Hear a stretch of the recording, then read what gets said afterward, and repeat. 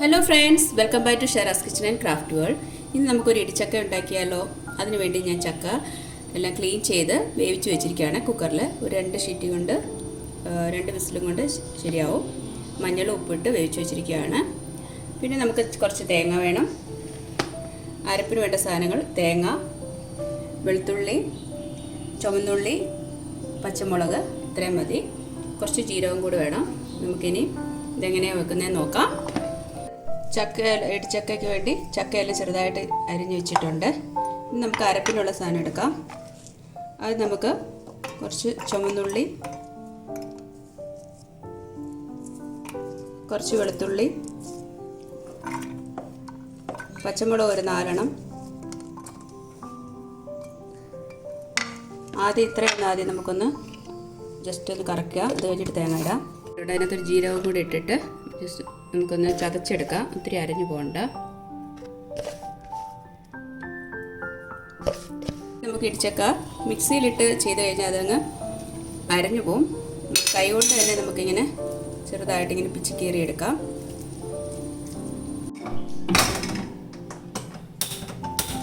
നമുക്കിനി ഇടിച്ചക്ക ഉണ്ടാക്കി തുടങ്ങാം. അതിനുവേണ്ടി പാൻ അടുപ്പത്ത് വെച്ചു.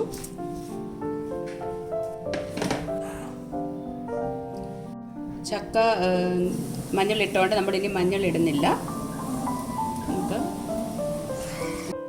നമ്മുടെ പാൻ ചൂടായിട്ടുണ്ട്. നമുക്കിനി കുറച്ച് വെളിച്ചെണ്ണ ഒഴിച്ചു കൊടുക്കാം.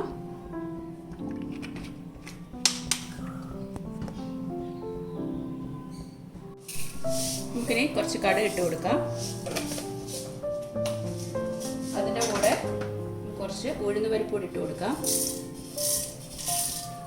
ഉഴുന്നുപരിപ്പോ അരിയോ നമുക്ക് വറുത്തിടാം. ടേസ്റ്റാണ്.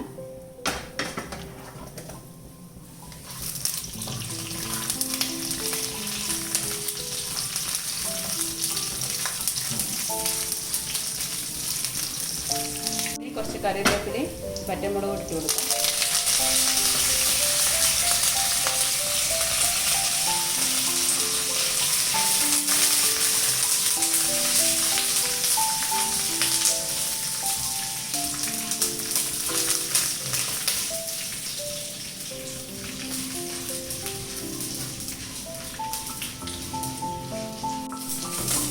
നമ്മുടെ അരപ്പിട്ട് കൊടുക്കാം.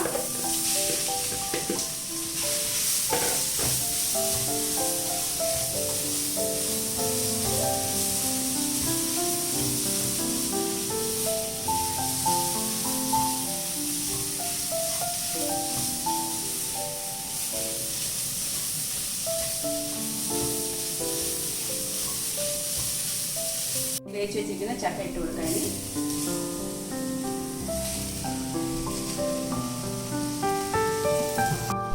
നമ്മുടെ ഇടിച്ചക്ക തോരൻ ഇവിടെ റെഡി ആയിട്ടുണ്ട്. ഈസിയാണ്. ചക്ക ക്ലീൻ ചെയ്യുന്ന താമസമേ ഉള്ളൂ. എല്ലാവരും ട്രൈ ചെയ്യുക. ഇത് ടേസ്റ്റിയാണ്. എല്ലാവർക്കും ഇഷ്ടപ്പെടും. നമ്മുടെ അടിപൊളി ഇടിച്ചക്ക തോരൻ ഇവിടെ റെഡി ആയിട്ടുണ്ട്.